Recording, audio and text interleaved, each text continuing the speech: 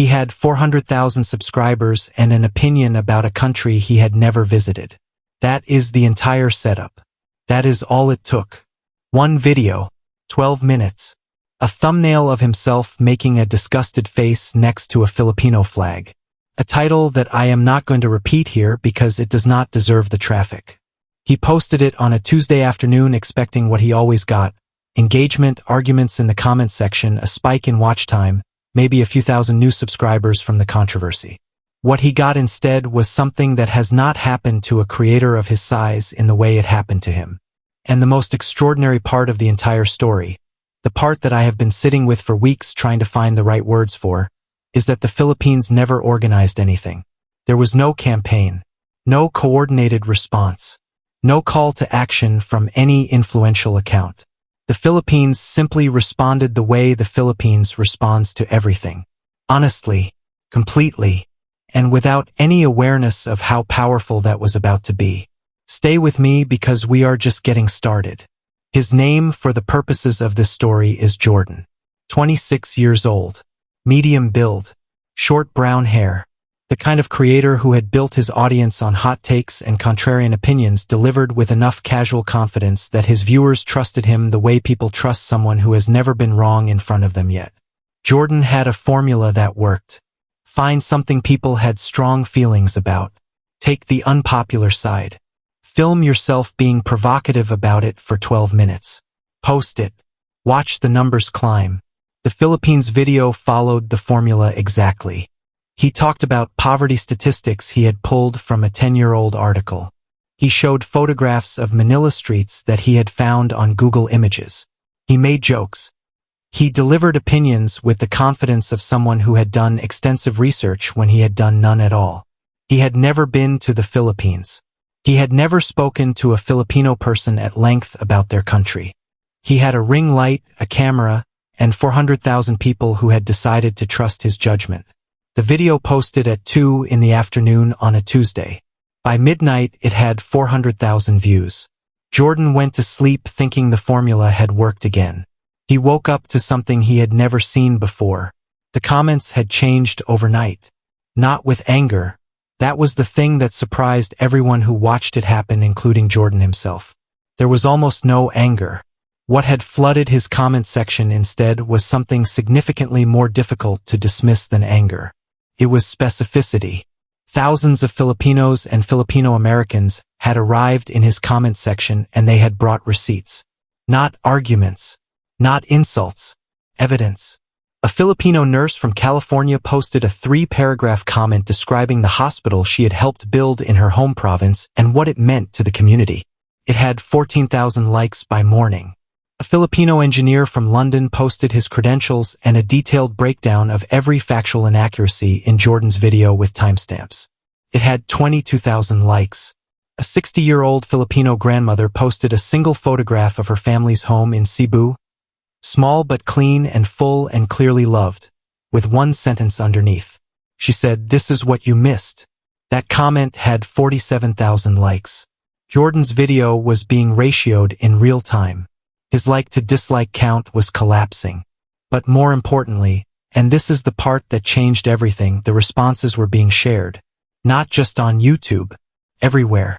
Filipino communities across every platform were sharing the comment section of Jordan's video as a demonstration of something. Not as an attack. As a correction delivered with the kind of dignity that is more devastating than any insult could ever be. By Thursday, a Filipino-American creator with 2 million subscribers made a response video. He did not shout. He did not mock Jordan back. He sat in front of his camera for 18 minutes and walked through the Philippines that Jordan had never bothered to look at. Baguio City in the morning mist. The Ifugao rice terraces carved by hand over 2,000 years. Siargao before the world arrived. The Philippine General Hospital running on limited resources and still producing some of the most skilled medical professionals on earth. He ended the video with one sentence. He said, "Next time, visit first." That video got 3 million views in 4 days. Jordan had 2 options and he knew it. He could double down, which his audience had learned to expect from him, or he could do something that his formula had never required him to do before. He chose the option nobody predicted.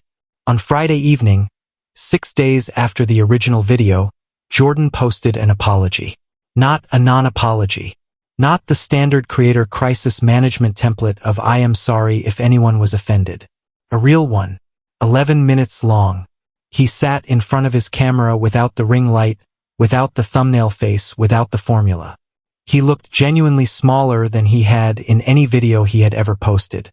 He said he had made assumptions about a country he had never visited based on sources he had never verified to get a reaction from an audience he had been training to expect provocation from him. He said he had spent the previous 4 days reading every comment in his original video, and he wanted to specifically address the grandmother's photograph. He said, "I looked at that house and I understood immediately that I had been looking at the wrong things." He announced he had booked a flight to the Philippines. The apology video got 1.2 million views in 48 hours. The original video had gotten 600,000 total.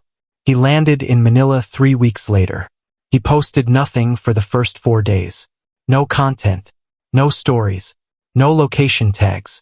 Just silence. His audience, now watching with a completely different kind of attention, noticed immediately. On day 5 he posted a single photograph. No caption. No text overlay. No thumbnail face. Just a photograph of a street in Intramuros at golden hour. The old stone walls catching the last light of the afternoon.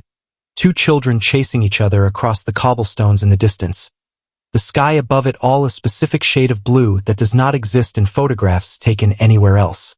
It got more likes than anything he had ever posted. He spent 12 days in the Philippines.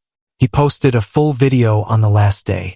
It was 40 minutes long, which was 3 times the length of anything he had ever made.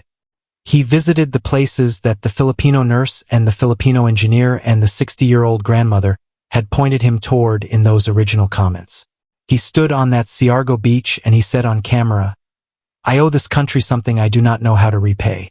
He said, "I came here with a story already written. The Philippines took that story out of my hands and wrote a better one." That 40-minute video is currently his most watched video of all time. And somewhere in the comments section of that video, buried under hundreds of thousands of responses, is a reply from the 60-year-old grandmother from Cebu. She did not say much. She just wrote 4 words. She wrote, "Now you see us." If this story hit something in you, hit that like button right now because it genuinely helps more people find this. Subscribe if you are not already here because there is so much more of this coming. And leave a comment below. Tell me if you are Filipino. Tell me what the grandmother's 4 words meant to you. Tell me if you think Jordan really changed or if he was just managing a crisis. Tell me what you think the Philippines deserves from the people who got it wrong. I read every single comment. Every one. He came with 400,000 subscribers and a hot take. The Philippines gave him something worth more than all of it. A reason to be honest.